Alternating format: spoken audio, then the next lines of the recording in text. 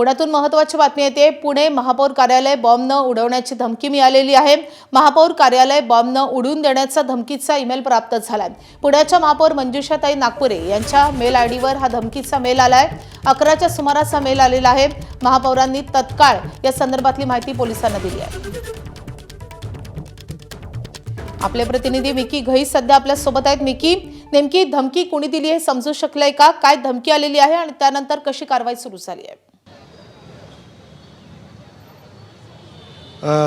माधवी, जर आपण बघितलं तर पुण्याच्या महापौर मंजुषाताई नागपुरे यांच्या मेल आयडीवर जवळपास 11 वाजता एक मेल प्राप्त झालेला आहे। त्याच्यामध्ये पुणे महानगरपालिकेचं जे महापौर कक्ष आहे ते आम्ही उडून टाकू, ईडी आणि बॉम्बनी, अशा पद्धतीचा धमकीचा मेल या ठिकाणी प्राप्त झालेला आहे। आणि आता जर आपण बघितलं तर पुणे महानगरपालिकेच्या मुख्यद्वारावर पोलीस मोठ्या प्रमाणात तैनात करण्यात आलेले आहेत। अग्निशामक दलाचे जवान या ठिकाणी पोहोचलेले आहेत।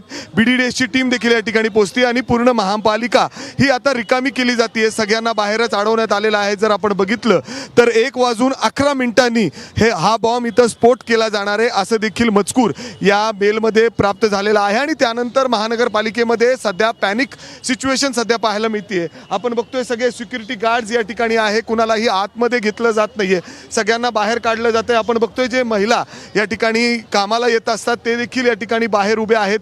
ही सगळी जी गर्दी आपण बघतोय हे सगळे महानगरपालिकेत कामानिमित्ताने आलेले आहेत। मात्र बॉम्बचा एक धमकीचा मेल या ठिकाणी महापौरांना प्राप्त झाल्यानंतर अशा पद्धतीने पुणे महानगरपालिकेच्या समोर एकदम आत्ता जर आपण बघितलं तर ही वेगळी घटना आपल्याला पाहायला मिळते। नक्की काय झालंय? का तुम्ही आतमध्ये येते आतमध्ये का नाही येते? काय सांगितलं गेलंय? सर काय झालंय? सर काय झालंय सांगा ना, का घेत नाहीये तुम्ही आत लोकांना?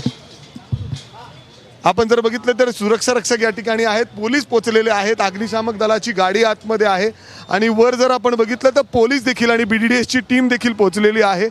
धमकीचा मेल आहे, खलिस्तानीकडून हा मेल आलेला आहे अशा संघटनेकडून अशी माहिती मिळते। महापौर स्वतः काही वेळातच या ठिकाणी पोहोचतायत। मात्र त्यापूर्वी जर आपण बघितलं तर पुणे महानगरपालिकेच्या महापौरांना हा धमकीचा मेल प्राप्त झाल्यानंतर आता सगळी यंत्रणा सतर्क झालेली आहे आणि त्याचबरोबर पुणे मनपा कार्यालय रिकामं करण्यास सुरुवात झालेली आहे।